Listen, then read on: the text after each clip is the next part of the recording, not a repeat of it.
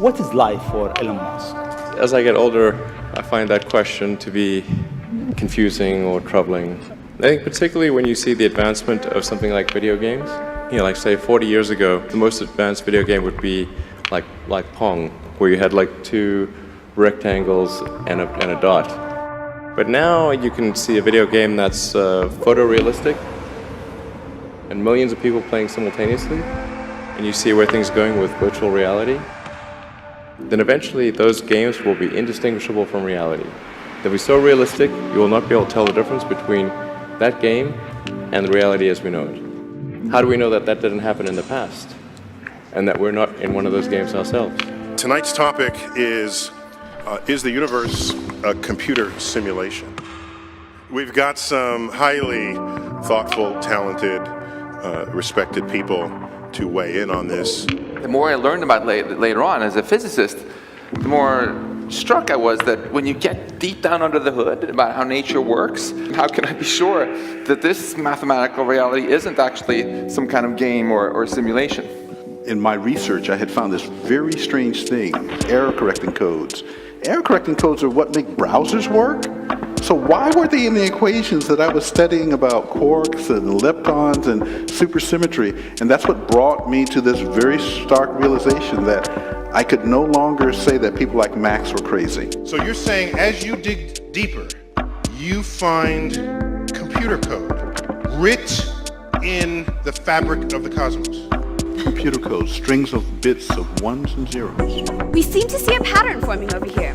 Our universe is pixelated. A matter isn't as real and as solid as we'd hoped.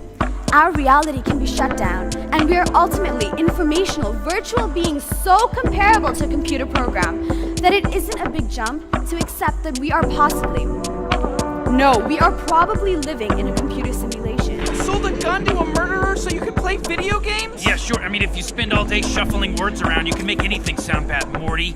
Here, check this out.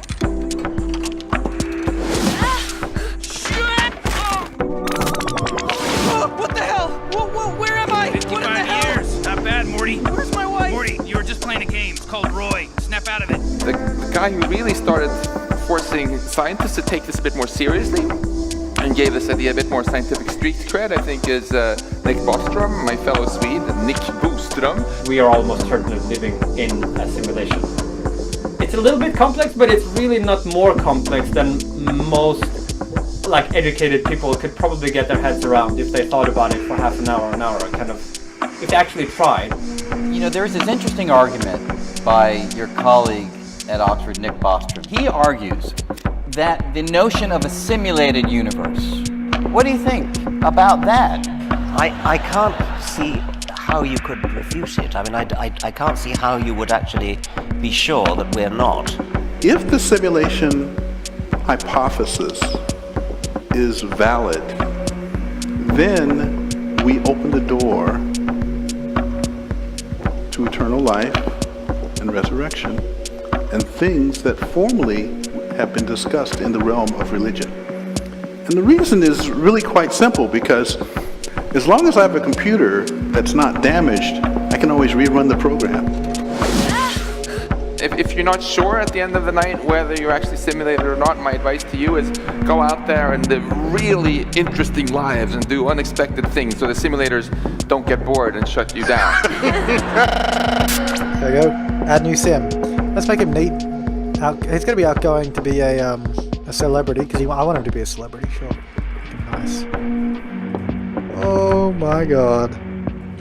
That is freaking hilarious.